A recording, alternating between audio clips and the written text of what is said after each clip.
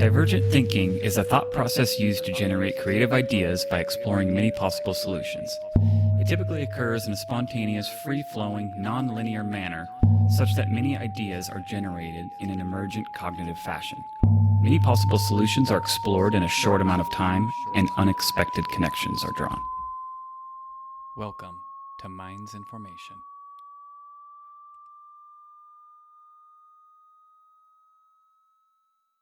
Your intro, and I'm like, oh, that was pretty good. Yeah. I know. I always felt like it'd be way too corny to be like, welcome back to the show. I really smash that like button. Yeah. Like, comment, subscribe, give us 5 stars. I know. Yeah, ideally it's supposed to be more organic. Okay, I got you. Yeah. The whole point I wanted before I get into my fun fact of the day, but in my mind, the show would be coolest. I like to capture, for instance, you ever have those times when you're sitting around the campfire and maybe it's just you and your homie and everybody else has gone to bed, but you're having the most fascinating conversation in the moment.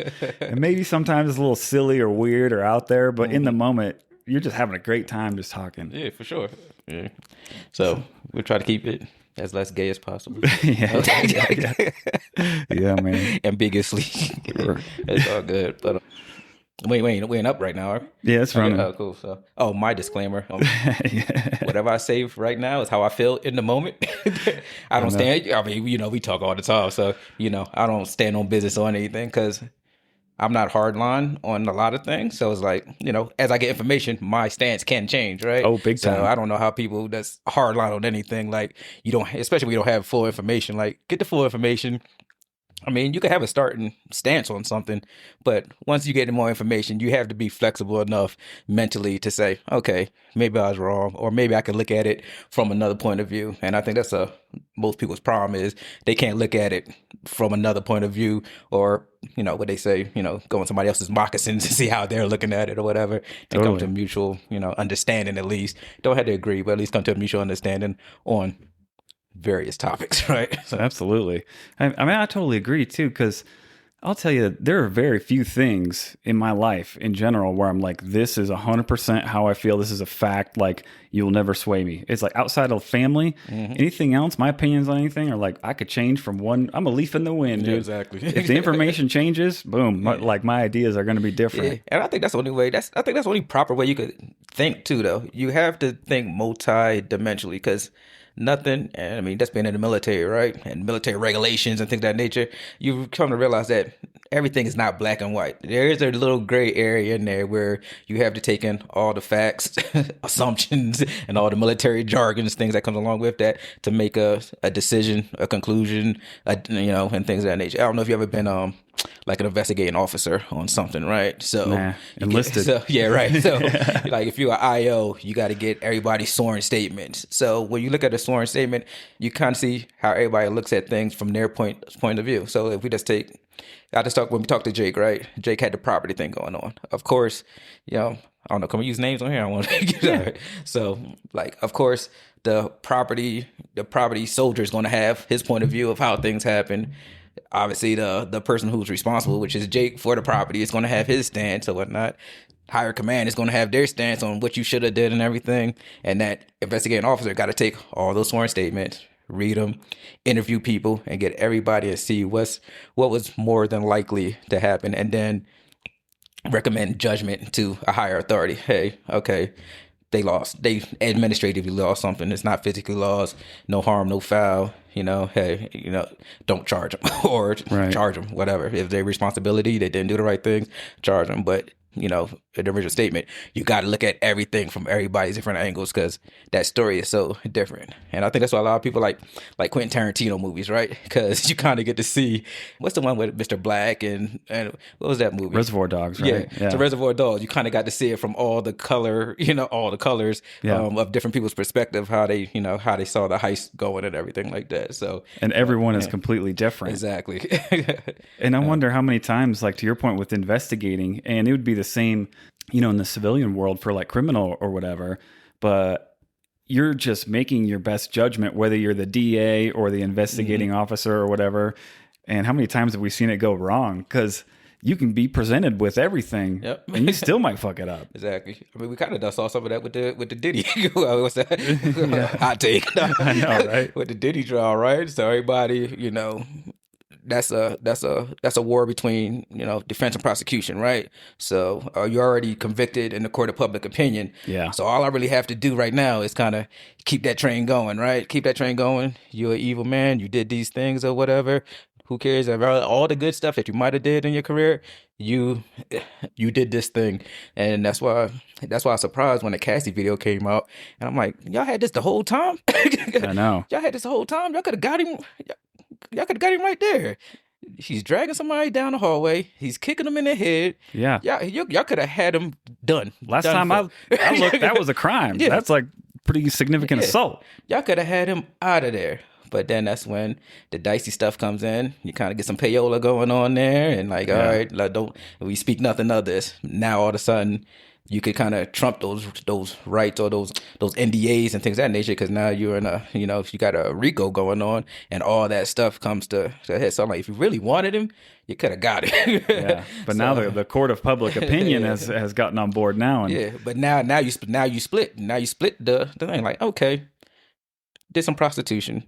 He and the men, maybe gay, bisexual, whatever you want to call him or whatever, but everybody that they're talking to seems like, whether it's drugs and everything involved and influence, yes, or whatever, but they seem like a willing adult participations in free calls, right? Right. So that's going to split the parties. I mean, obviously, I don't know if it's a jury trial or not, but it was a jury trial, wasn't it? Was that a jury trial? Didn't he just get sentenced to a few years for something? I don't know exactly what it was. I think they got him for prostitution. All the federal stuff went away. Yeah, it's some sort of trafficking charge, though. Mm-hmm. So, which is why he's happy, because if he would have lost that RICO, he'd have lost all his assets too. So, oh man! So you ain't getting paid no more residuals off. Bye-bye, all about the Benjamins, right? So that was So I mean, that's back to our original kind of conversations was, to do. I don't know if we got started yet, but yeah, kind of the thinking. And like I said, I don't stand hard, fast on, like I said, family and things of that nature, not being a thief and stuff like that. Yeah. Those are kind of hard line stance. But when it comes to external things and information, more than let me get all the information. And if information changes down the line, we can't stand on any information right now, because no, you don't know what's real. No UFOs. Oh, the UFO files got released. Right? Oh, John, the grassy knoll and John Kennedy. Oh, let's recently release these files and see what really happened or whatever. I know. Kill it's Malcolm crazy. X. Put the files out there and see what happened or whatever. It's so saturated with bullshit, and then you just sprinkle AI on top of everything, so you don't even know if pictures or videos are real or not. Yeah. So according to that, so that's what they're saying. Like, when I say they, I'm just talking about the masses or the talking heads that talk about these things, right? It's like, in a few years, you are not going to be able to trust anything you hear or see. I mean, because right now you could clone. We could clone ourselves right now. Throw a script in something, and it's like us sitting here talking, and it's not really us. It's a script that we fed into our digital twin, and it's doing the talking for us or whatnot. So. And with that new Sora, you see the new Sora that came out? Sora, I think. I've been seeing clips, yeah. Yeah, but you seeing how good that stuff is getting. And did you see the comparison between like when AI was first coming into the masses and they had Will Smith eating some spaghetti or whatnot?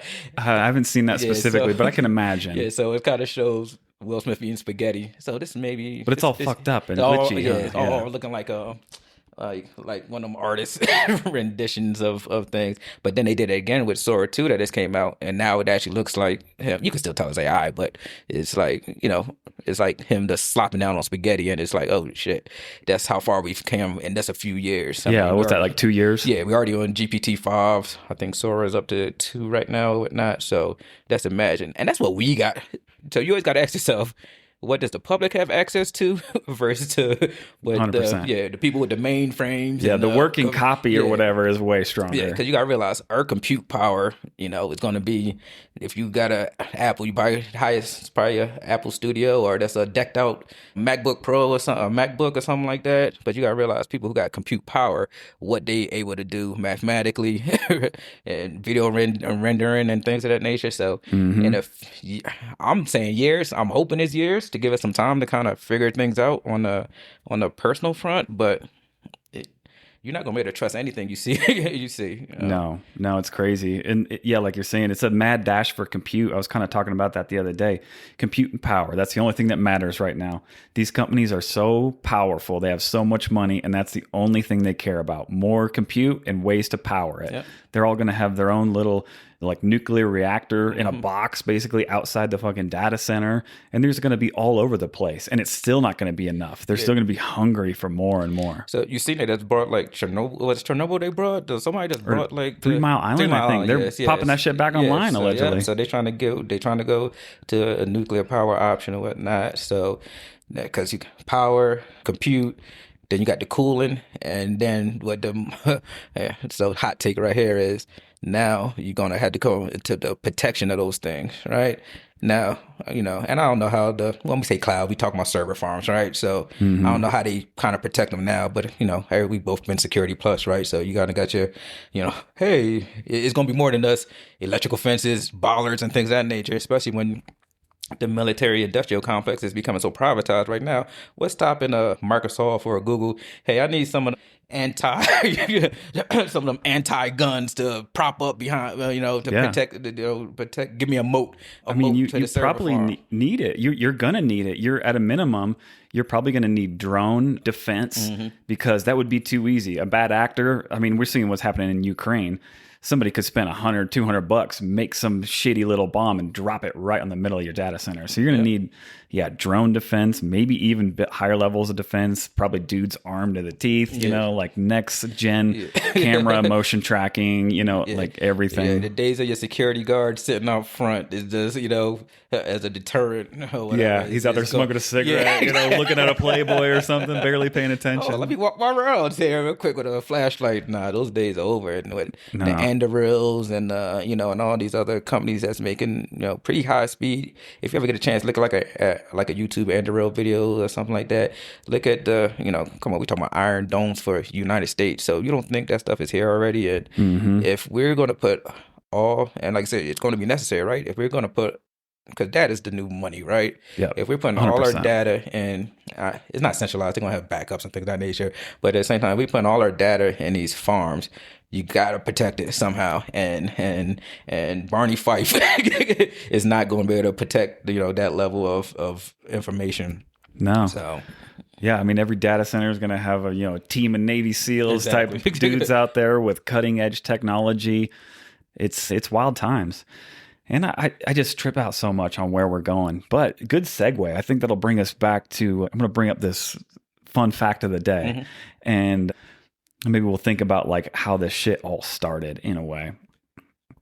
All right, it's a little bit of a mouthful, so hold on to your shorts for this one. One of the most mind-bending things that popped up in my feeds today is a fresh archaeological breakthrough from a 3,000-year-old site in the hills of southern Georgia, the country, not the state.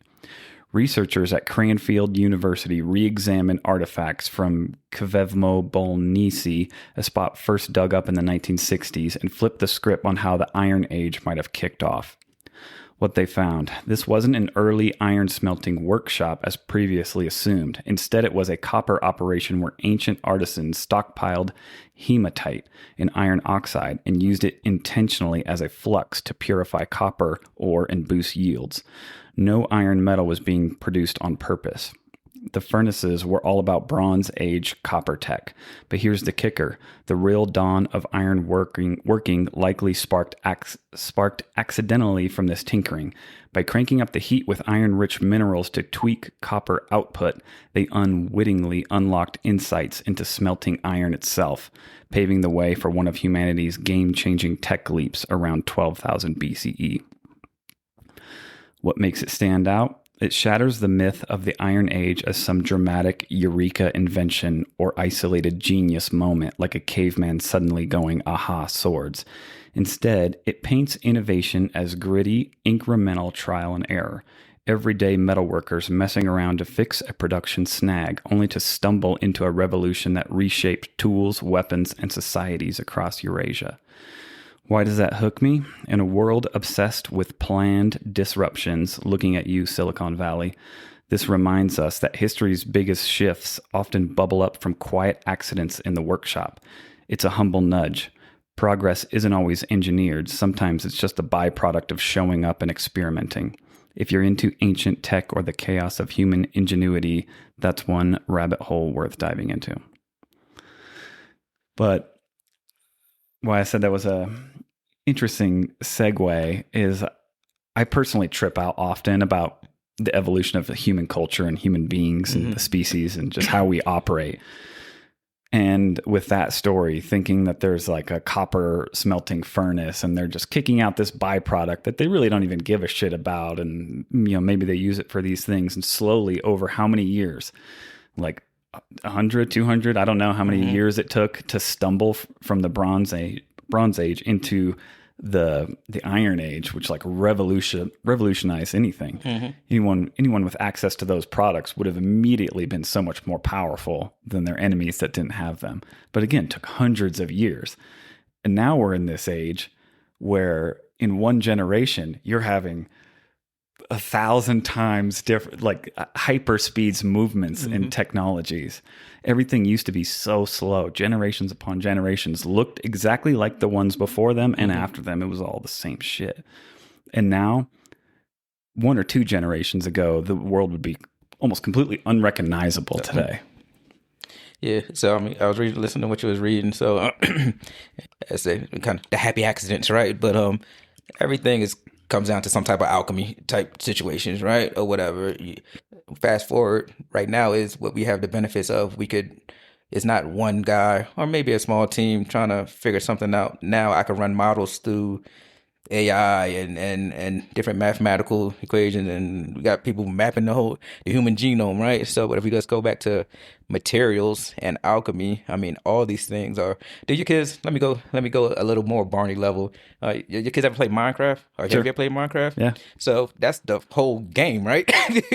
Let me go get a bunch of stuff or whatnot. Let me make myself a little shelter somewhere, got my little furnace or whatever, and let me bring my items back and see what I can craft, right? So it's a bunch of that that which you just read, and now fast forward to the future, now we could run those. We don't have to find the materials, right? Unless we find a new material, but we have most of probably the materials that are on the earth now, right? So I could take those materials, put them in simulation, and run a bunch of mathematical models on it and see what I could come out with, right? So again, that's going to get faster and faster and faster and faster. And we'll start answering questions that we don't even know we're asking yet. Like you just stumble upon something with that. Like again, like you're saying, running those types of scenarios, it's fascinating to think like what it could be capable of. Because is it just possible that it could start spitting out its own random ideas that we would never even think? Like it'll just tell us, be like, hey, if you mix these two metals, you could even make like a super metal that now you can travel through space that much easier. It's crazy light. And we wouldn't even have ever even thought to like ask that question. And again, that's me and you sitting here talking about it on mic, but there's no reason to think that stuff has not happened already, right? Go back to earlier things with the compute and everything and the smart minds that that we have, and human beings are just a curious people, right? Sometimes curious to the fault because one day probably blow ourselves up fucking with everything or whatever. But again, a bunch of curious people. Now you have the engine to really take if we just go back to the scientific method, hypothesis, test a hypothesis, see if it holds up, retest, and now you could do that damn near in an infinite loop till you get to something that's either standardized or you could tweak kind of tweak your formula. It's just going to keep getting faster and faster until you watched the documentary. I don't know if it's a documentary or it was like a Hollywood thing of kind of how they made the atom bomb or whatever. You ever see any documentaries on like the atom bomb? I watched that movie Oppenheimer, and I've seen some like documentary stuff on it too. So you see, they took, hey, let's take our brightest mind and lock them somewhere and here's the problem and here's what we need. Y'all figure it out. Y'all not going anywhere. Figure it out. Yeah, so this if is you your put purpose. You put 100% attention. Even anybody, if somebody puts 100% attention on a thing, they're gonna come to some type of conclusion. Yeah. They're gonna come to the conclusion that they started with their hypothesis, or it's going to lead them down to something viable or whatnot. So again, it's just going to get faster and faster. And it's funny that we're seeing that in our time frame. And I always say that. Anybody So I'm 46. So anybody's in their 40s and below, you've seen the evolution just in your lifetime of video games. Atari sitting there playing fucking Pac-Man or whatever. Well, first it was a miracle that you got a video game at home. Right. Let's go from Atari to playing Pong, and then Nintendo, a power pad, and a light gun that you could shoot at your TV or whatever. Then you come out with the NES, and then you got the 64 64-bit ain't shit now, right? But 64-bit or whatever. I remember my first, and I still have it. I remember my first MP3 player was, I don't think it was a gig or whatever. Now we have if you ever, I don't know if you shop for like drives lately, but you get a terabyte drive on a stick now. It's cheap as hell too. Yeah.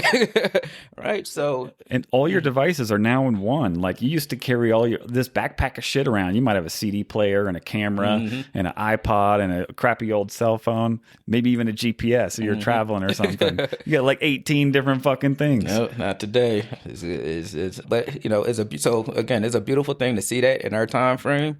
I think the evolution of a lot of this is probably going to survive me and you or whatever. It's probably be our kids more kind of get the benefits of those things, no matter how fast it moves. Because even though as fast as technology moves, the human condition still has to move along with that. And I still think we're still slower on integration with things. Just through natural fair.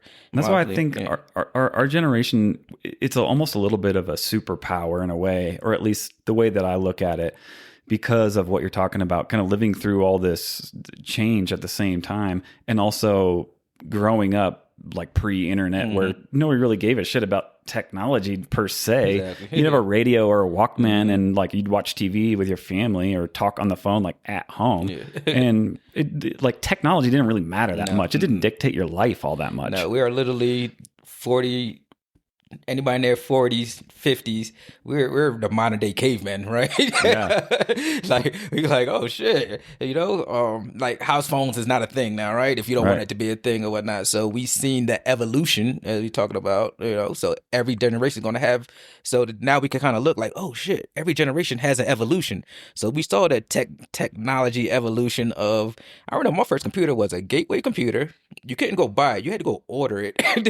I think it was 8 gigs in that thing or whatever. You had to order it, purpose built or whatever, and they mail it to you or whatever. That's the cow computers back then. It was gateway, the cow computers back then or whatever. Yeah. But to see how everything that, and that's not that long ago or whatnot, but to see everything that has come along to, as we sit here today, is pretty astounding. And again, we have the past history to see that, oh no, that's pretty phenomenal. Yeah. But our kids are looking at it like, what are you talking about? It's just normal. What are you talking about? It's a computer. Calm down. Right. But I think, again, like I was saying, like it's a little bit of a superpower. I think we're a little more connected to what you say, the human condition. We're a little bit better about understanding, like, oh yeah, you got to go outside. You got to take care of yourself. You just can't. Bed rotting all day is really bad for you, Whereas it is difficult for the younger cats that grew up and maybe, and I'm not like hating on any parents because I was there when it was stressful, but kids crying, you just slap an iPad in front of them or throw on YouTube and then they just grow up kind of like that. And so let me ask you a question on that though. So do you think, are we kind of in that same vein? Are we more resistant to change, or are we more? I think we hit the sweet spot because it all changed when we were relatively young. So we got used to changing along with it. Yeah. And at least me and you, like, we're good examples. Maybe we're good examples of like the positive aspect of changing along because we've kept up with technology and with these tools. We use them to our advantage. So, we haven't become boomers yet. Right. Like we've evolved with the devices throughout our lives. Whereas our parents, they're fucked. Like most of them, for sure. They don't know how to do anything. Many of them barely just operating basic shit on a computer. Like my mom's birthday came up. She was like, "I think I want a new phone." Like, I'll get you an iPhone. And then kind of when it came to pull the trigger, she was like, "Nah, I'm gonna just keep what I got. I know what I'm doing. My font big enough so I can see it or whatever. I don't want to go there." Yeah. But when I say resistance, also, do you think So do you think, let me firmly put, do you think we have a duty to our children to make sure that, hey, no, there's an outside. Do you see that tree? That's an organic thing that you need to get familiar with and touch and feel versus always being in game lobbies and online and because that's a double-edged sword, right? Because online is a community. It is a community. You might not know who you're talking to or whatever, but it is a community. Yeah. That's how I'm going down rabbit holes right now, but I'm trying to keep it in the same topic or whatnot. I can see how somebody could get radicalized if you're in an echo chamber of everything that you might had a seed of thought in your head. Totally. I don't like this or I like this. You could find 1,000, damn, a million other people that has that same stance and get radicalized because that's all you is in that echo chamber and everybody's supporting your little seed of thought that you had or whatnot. And especially if you're not, what we just talked about, you're not looking at the counterbalance of your argument of, no, hey, look at this, look at this situation this way too. So you're not just going down the black hole of your own thought or whatever. So especially if the physical community is absent. Yeah. Because I think that community is the antidote to that happening. If you have good relationships in your life, and for the most part, not everyone, but I think for the most part, if you have good relationships in your life, a good community, you feel like you belong, you've got friends and family, it's going to be really hard to get sucked into an internet rabbit hole where you're like, yeah, everything does suck, because you'll have that kind of counter balance, like we were saying, like a little bit like back in the day where like, yeah, we hang out in real life and we go over to our friend's house and we all sit down and have dinner together. And when I realized I watched all these shoes and like, oh, he got radicalized. I just like, I could see somebody getting radicalized and going out and going on a mission, thinking they're doing the good of the group or whatever. Mm-hmm. That's why even when my kids, when they were younger, again, my kid's 16 and up now, but when they was younger, I would sit and make sure I watch YouTube with them. Let me see what the hell you watching, right? Because really, I don't trust any grown man who targets videos towards children, whether the video games, the puppets and things like that. I'm like, oh, you're grown. Like, what are you doing or whatever? I ain't knocking your hustle. I get it. That's the population or whatever. I mean, we watch Sesame Street, right? That's grown people or whatever. So I get it. But at the same time, as why is it your target population? But let me watch it. And sometimes I will watch these videos, and you know how if you're YouTube, if you don't have it set to not go to another video, it's going to start. It's going to start going places, and it's probably go some places that you don't want to go. So I would watch it like YouTube with my kids, and they would go to videos with like Mario puppets and stuff, but it's like profanity and like sexually suggestive things with toys, right? So I'm like, what? So that's why public service announcement. Make sure you watch it. You're checking your kids' YouTube. Seriously, it's crazy. It's tough to keep up with. You can do all the steps and put restrictive apps on their phones, whatever, and it's probably a good idea because I think little kids are getting exposed to shit way too early. No. And I mean, I'm not saying it's the end of the world if they like watch porn when they're a kid or whatever, but still, like, is it good to be like exposed to super adult content like at a very young age? I mean, it's probably not great. No. And again, that goes back to your earlier conversation, like of us being able to see the progression of things, right? Because pre-internet, in order to see porn, it was hard to see porn. Yeah, you might find a VHS video somewhere. Yeah, you went rummaging around your dad's closet, you're sneaking to watch it. You got to make sure you rewind it back to the same spot or whatever. Yeah. Well, but now these days, whatnot is you hit a URL and see everything that you want to see. Shit, you could probably even easier than that. You could probably literally hit the microphone and be like, "Show me pussy," and it'll do it. It'll probably do it. So so I know we're going down deep technology. So I listened to a couple of your are we good on this topic? I'm about to ask you a question. Sure. It's just a scenario based question. Yeah. You know how I like to do these at the cube talk type thing. Yeah. So I listened to a couple of with your previous episodes or whatever. Good episodes, by the way. Thank you. And so I want to ask you a question. Mm-hmm. So if Bezos got his dick ship together, or Elon, what's Elon's big fucking ship called? It's a Starship, right? Starship. So let's say everything goes to fucking shit, right? And the mutual defense with the nuclear becomes mutual destruction. Everybody got their nukes pointing, and they're gonna hit the button. But the dick ship ready, and the fucking Starship Enterprise thing is ready, and they say, "Hey, Matt, we got a spot for you. Are you going down with the Earth ship?" And they say, "Hey, it is what it is. Maybe I survived a nuclear fallout, or you can go around on the dick ship." Earth ship all day.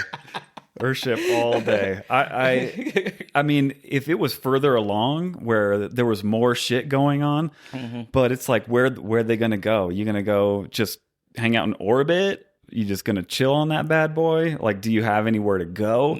I mean, if there was hope for something, I mean, yeah, I'd potentially take off, but there's nowhere to go. So I'd just rather peace out than slowly suffocate. And I think that where lies the problem is, because I think the ships will they're already conceptualized and built, and I think they'll just keep iterating and getting better and better.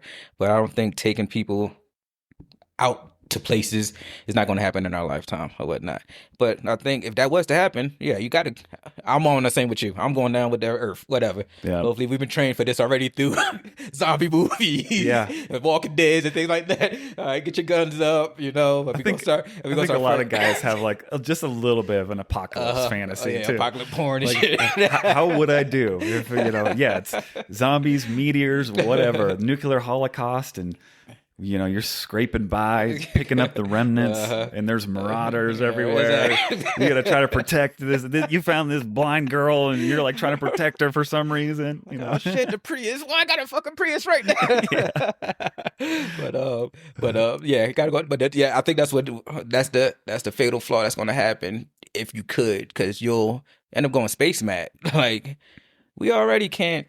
If you probably, Mr. Beast got a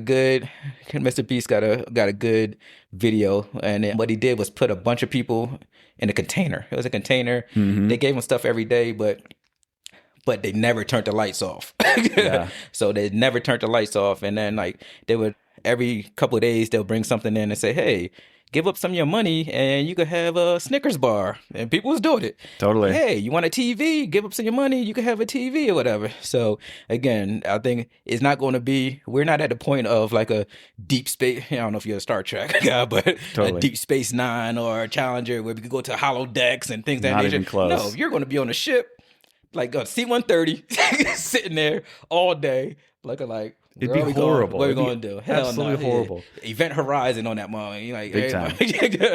Even if, let's say, you could fast forward into the future, however many, 25, 30, 40, 50 years, and Elon's dream came true, and there's a colony on Mars. Maybe it's partially underground, you got domes or whatever, but even that, like imagine being at the work building, and that you live in that for the rest of your life. And if you want to go outside, you got to put this crazy ass suit on and drive around this fucked up desert that'll kill you if you take your helmet off.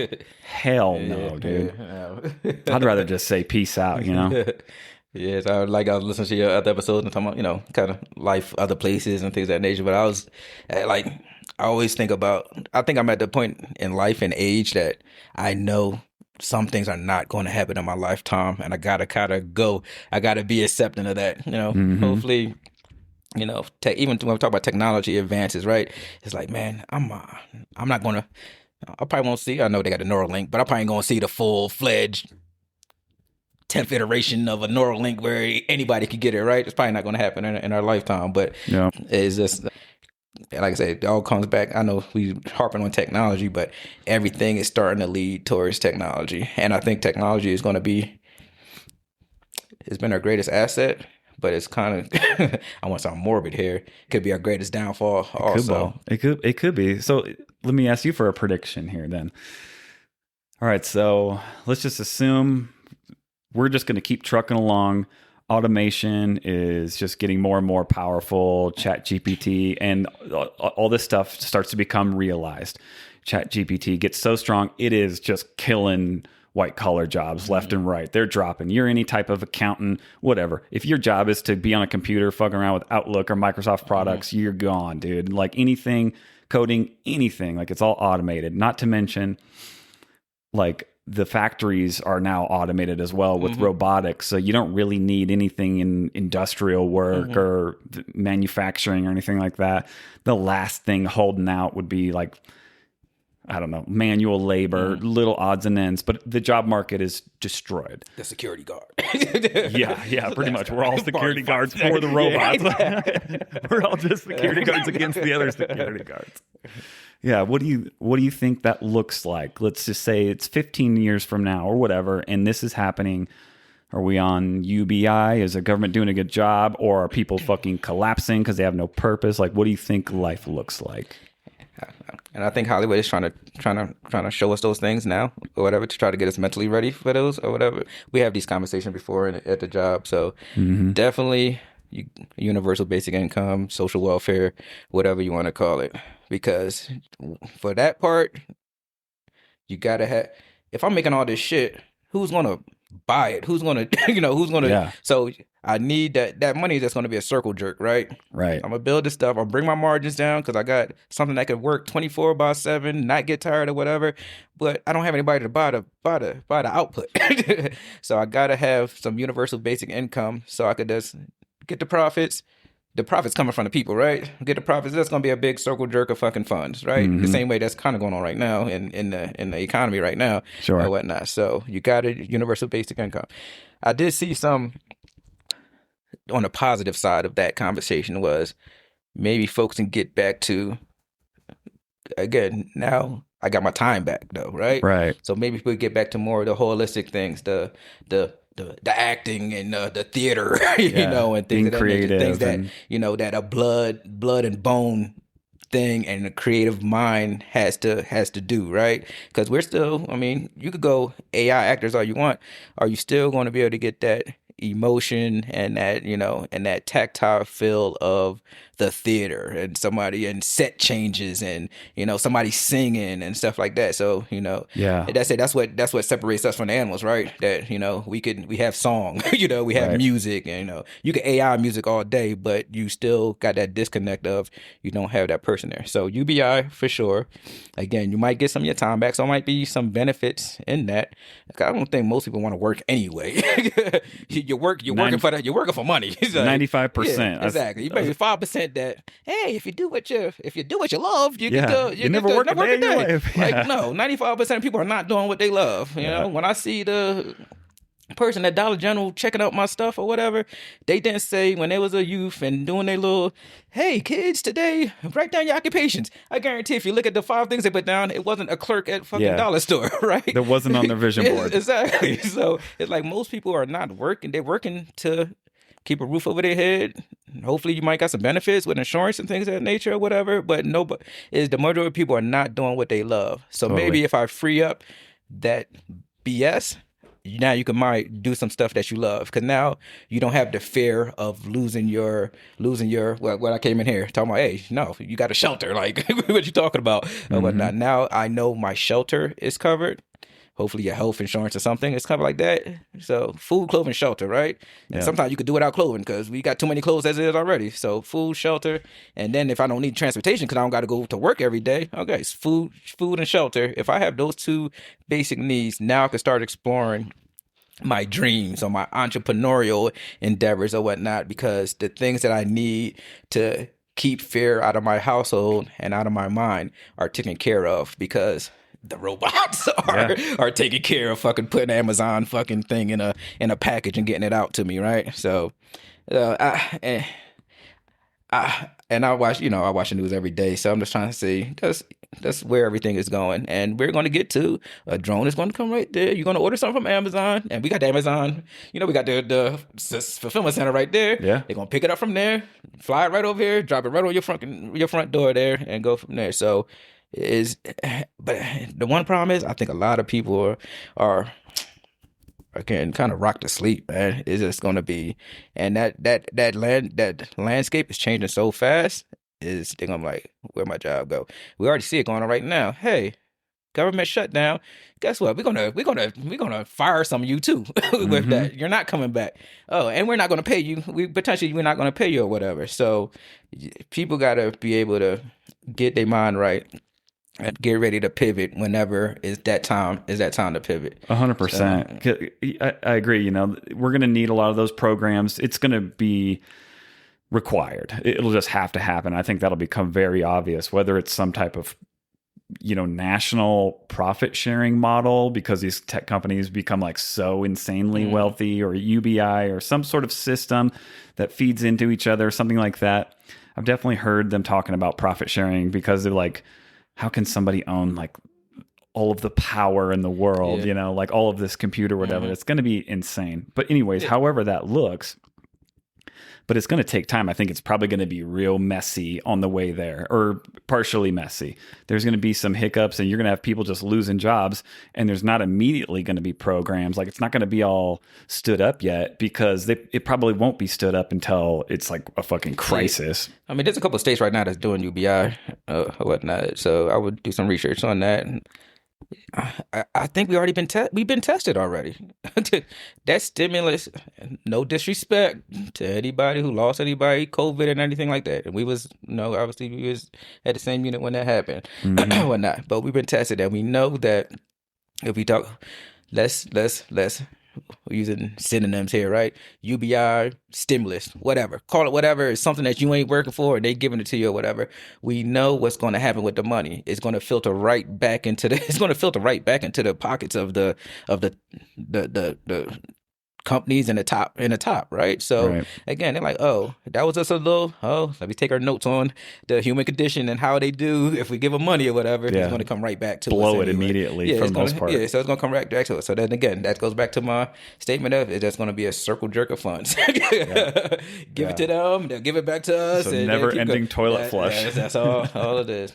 And that's why, now you got money all over the place with the digital currencies and things of that nature, and then the dollar that's being debased so much is just, and it's gonna be interesting. What we in 2025?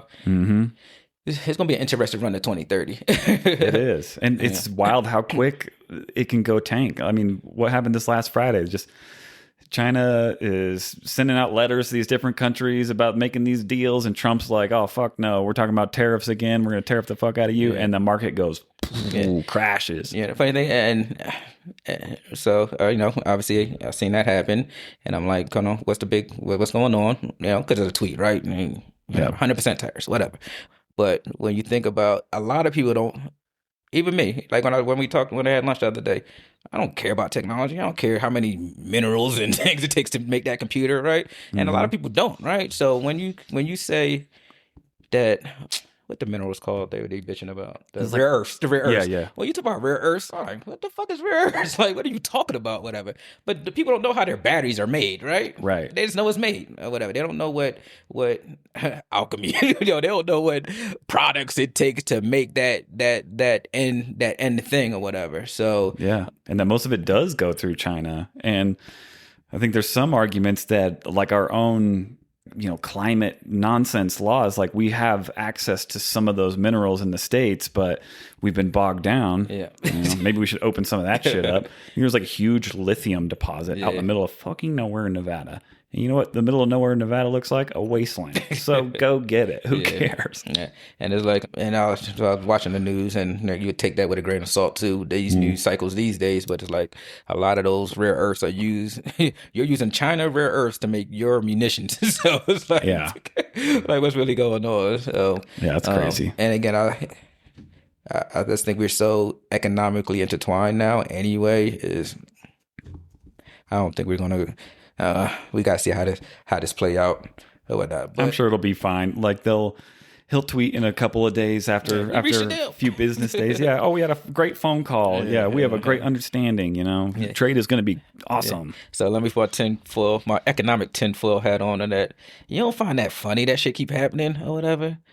Liberation. So I kind of started noticing it during COVID that was obviously the biggest fear, and we're talking about like a fear and greed index or like volatility. So everything tanked or whatnot. Mm-hmm.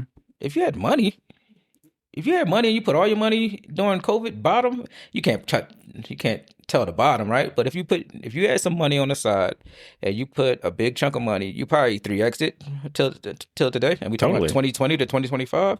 Totally. Liberation Day, that was April 9th. If you would have you're not gonna catch the bottom. You don't know. We don't know what the bottom is. But if you would have saw that I don't know if it's 20% or whatever that decline was that day, went heavy that day, you would be up probably 100%. Totally. That.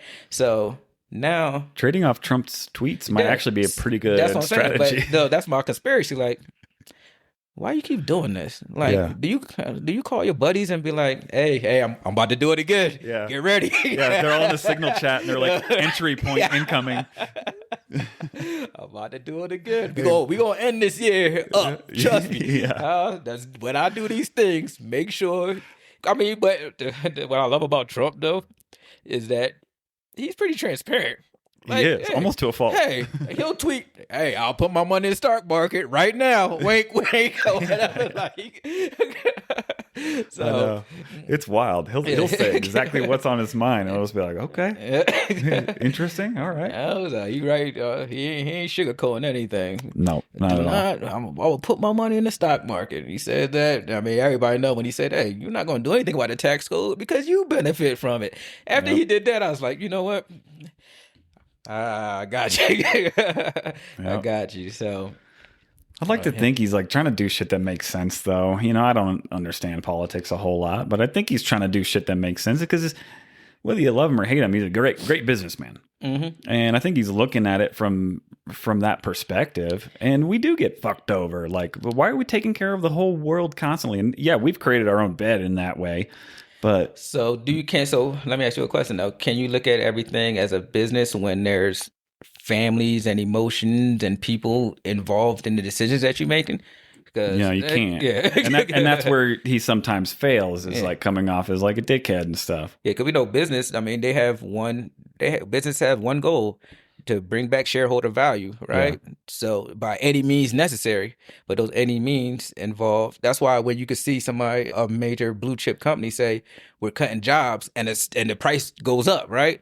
Oh, because probably the most thing on their balance sheet is the people and paying salaries, right? Oh, they're getting rid of salaries. Now the stock price goes up or whatnot. So it's like on paper the company's doing great, but you know, what's the trail of tears kind of look like on the way there? So that's why.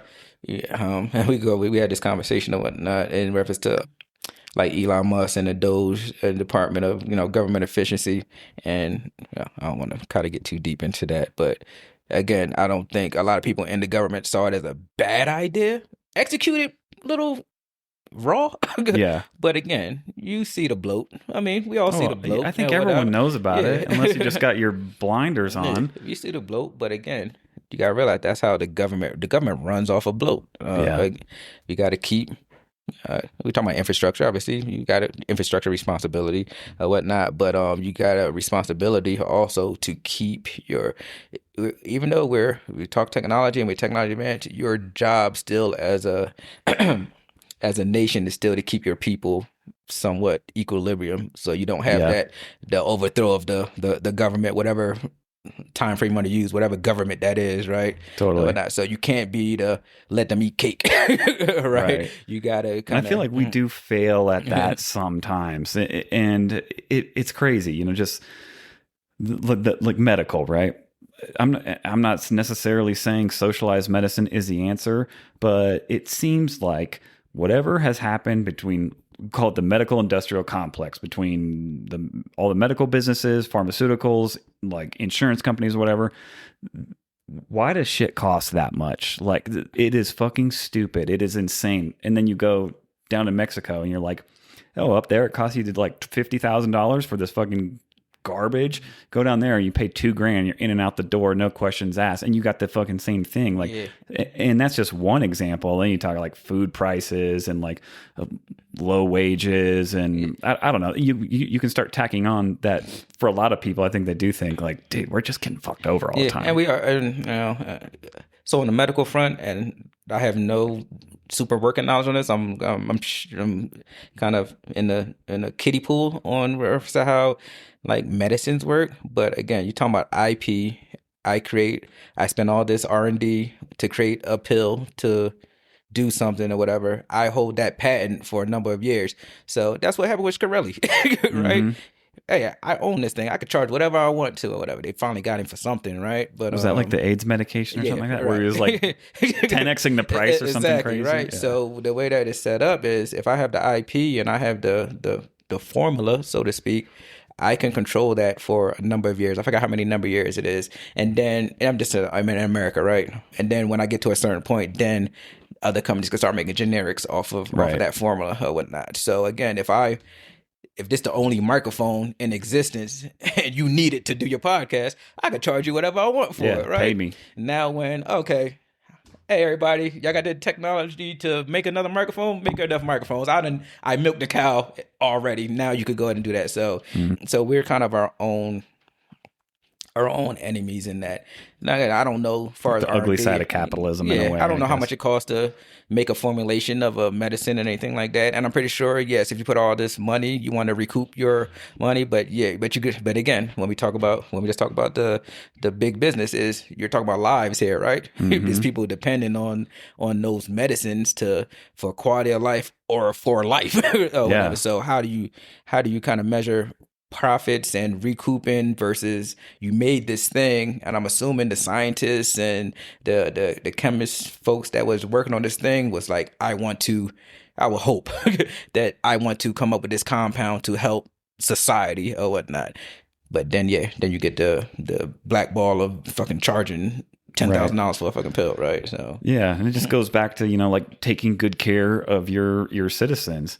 I feel like education's like another one. Like we all are pretty aware that public education is like pretty shitty. We're just going further and further down when we measure up against other countries, and there's probably some cultural aspects to that too, for sure. So I don't know what exactly to do about it, but man, we need something to happen. So we keep going. So I got to keep using this term for this one. I think that's the theme. Is like you got the circle jerk again. I'm going to, what they say, there's nothing in the middle of the supermarket that's healthy for you. Everything is a compound of some alchemy, right? Everything's a compound of something. Shop on the externals of the supermarket, because that's where you get your meats, your veggies, and things of that nature. Everything in the middle is somebody. Hey, let's throw some sugar in here.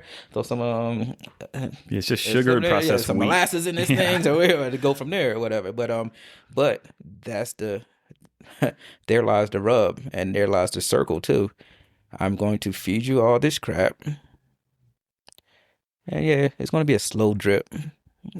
You're going to love McDonald's and you're going to love it for your life. We start you off with a clown and a toy, and then, you're working so hard, you can't cook every day. So you kind of run to what's easy, and you kind of get the McDonald's or the Burger King.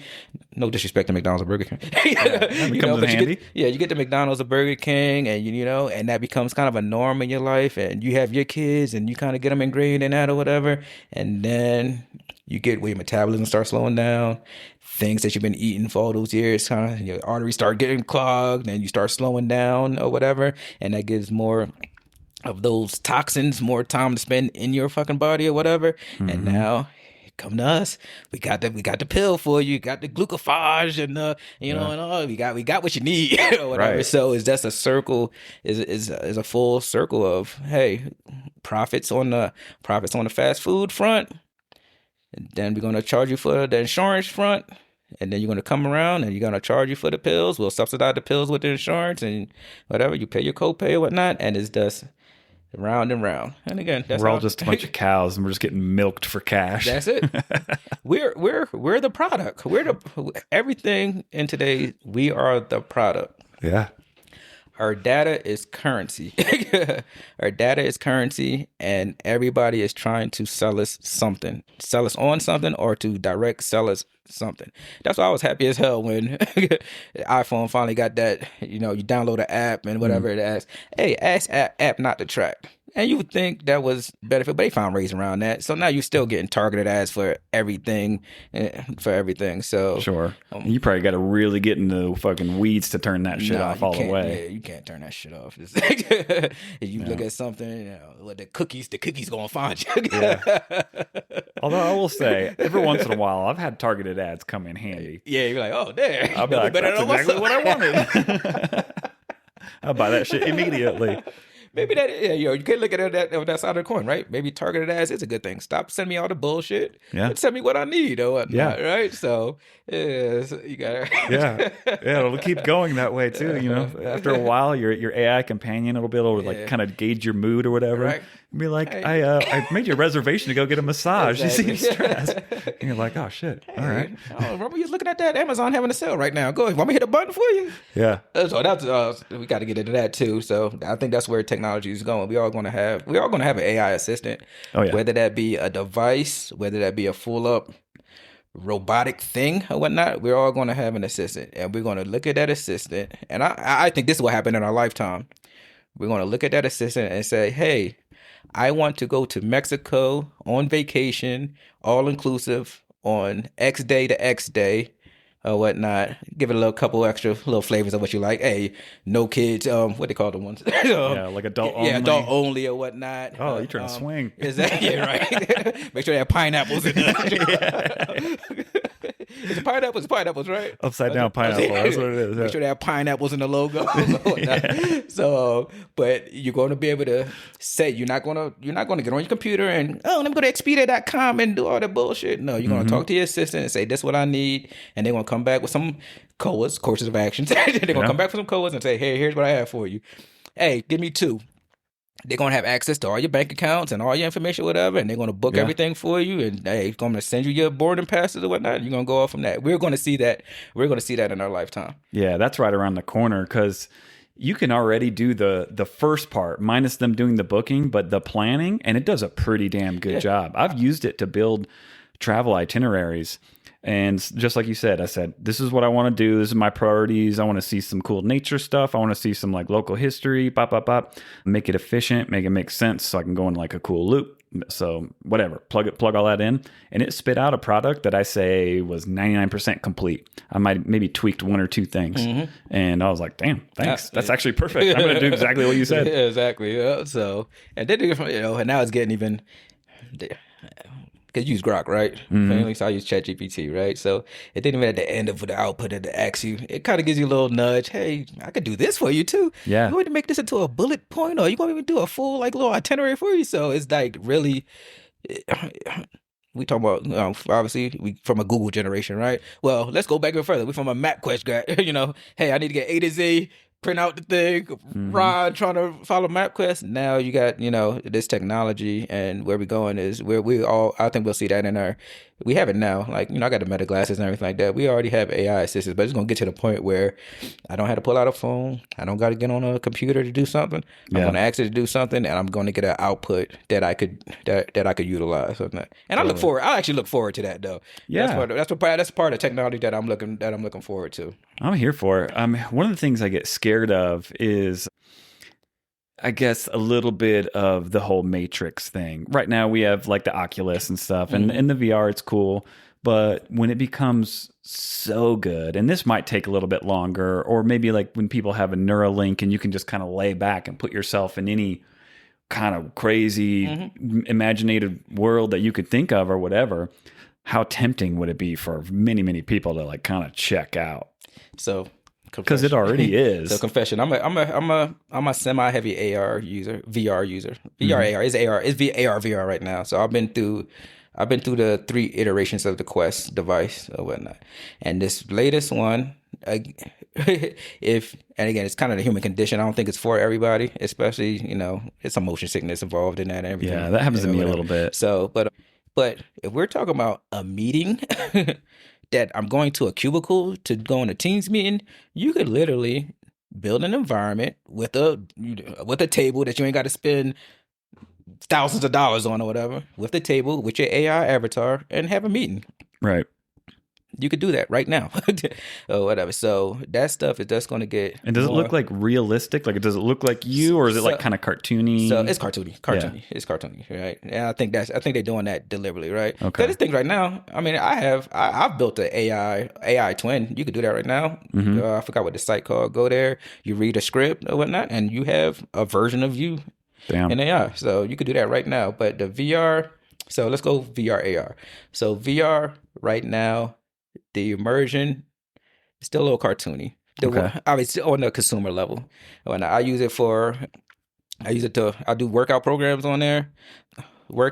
Some like play Tetris, it's like brain games and things of that nature. Sure. It's pretty good on that. I don't do a lot of the high kinetic, got to move around and do things like that shit. But like table games, Tetris, workout. Like they got this Les Mills program on there that I use, and like boxer programs. I use that on it almost at least 4 or 5 times a week. Okay. And then you got so that's doing the VR side. So I'm in an environment that they built. Right. Then you have AR, which is augmented reality, where if I put the goggles on, I could I could have a TV screen right here, but I can still see you. I can see everything in this room because everything is going to be built around this room, and they'll map your room so you're not bumping into tables and everything.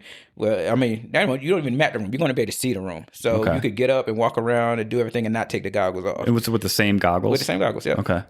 But that's where we're going, and I will see this in our time also, because Meta just came out with the Meta displays. So now you have pair or Wayfarers, and you could have a screen in there, right? So that technology is going to bridge, and they're going to get it. Obviously, right now it's going to be the size of things, and obviously making sure that people not tripping and falling and trying to drive with these things, and the safety issues and the regulations that you kind of got to get to hurdle. But we're going to have that AI and AR and VR is going to move pretty fast, in my opinion. Because I'm just talking about for my iterations of the Oculus devices to where they at right now with I think they're on the third. I think the one I just got is the third or whatnot. That's moving pretty fast. Yeah. So everyone would potentially have their own heads-up display at some point. And who's to say how far is it away from being able to do contacts or something where you almost wouldn't even be able to... Yeah, we're going to get there. When they keep bringing... As long as they keep bringing like these microprocessors down or whatever, and these small form factors, they're already pretty small, but you get these down and get them down to a form factor, and obviously then you're going to do your social campaign, right? So even with when Apple came out with the expensive ass VR sets or whatever, I'm like $3,000. Ain't nobody buying that shit. But again, they got a bunch of social media influencers. Hey, put this on, make it look cool for us or whatever. Even though you still walking around with a battery pack and everything, right? And whatnot. So Meta is light years ahead of Apple with that. I never used the Apple VR. I forgot what it's called. Didn't it kind of flop? Yeah, it did. Yeah. Nobody wanted that shit. But they didn't. I don't think it was meant to be a mass mover though. Because you can't come out with a $3,000 price point and think it's gonna be a mass mover or whatever. So, I use the Meta glasses, and I see that's gonna move pretty fast. And they just came out with the Gen 2s. That's now last week. Damn. So that's gonna be pretty fast. But I look forward to that type of technology. The technology that could make my life a little better, and I ain't got to go to Google to ask something. Let's ask you something. Give me an output. Don't give me a bunch of links to go. I got to go do the damn deep dive. I just want a response. I want an input and output. So it's kind of the same as like Amazon did, right? Hey, let's decrease the friction of purchase. One click checkout. So you don't have time to think about, no, do I really want this? Nope. Click the button. We'll charge your card and we get it to you the next day. So. Yeah, it's wild. Even just using Grok, or AI as a research assistant has already streamlined things to such a significant degree. I was just using it earlier today because I was trying to figure out this piece of software thing. And normally I probably would have had to dig through forums, Google different things, maybe watch a couple of YouTube videos. I can already get it surmised in a conversational tone. It can tell me exactly what I was looking for immediately. Yep. So it's already saved me a shitload of time. Yeah. And that's what I say. You're using it to enhance your own genius, so to speak, right? Using it to enhance. And it's adopting pretty fast, but I still don't see why it's still slower to adapt to. I know people fear change too, right? So I get that portion. But if any job that you're doing, I mean, you've seen how it's evolving in our field, right? So any job that you're doing, if you're not utilizing those tools right now to enhance what you're already doing, I know it's some fear of, if I keep using this, it's just what's going to stop it from just doing what I do, right? But you're always going to need that human. I ain't gonna say always. Let me not use a definitive term. Right. But as we stand right now, is use it to enhance whatever you're doing. Because I do the same thing, right? I go in there, hey. Now I ain't gotta go to a Google sheet and figure out format and then sums and tables and things of that nature. No, here's what I want. I even tell mine. I'll tell ChatGPT, hey, here's what I want. You could take some creative. Take some creative liberties in creating this or whatnot. Give me a base product, and then I'll come back to you and tell you what I want tweak from there. Right. And you get so I just built what I built yesterday. Probably took me about an hour. I built a net worth dashboard or whatever. It's like using a Google sheet or whatever. I say, hey, here's what I'm looking for. Spit it out. Probably took about 30 seconds to spit out template.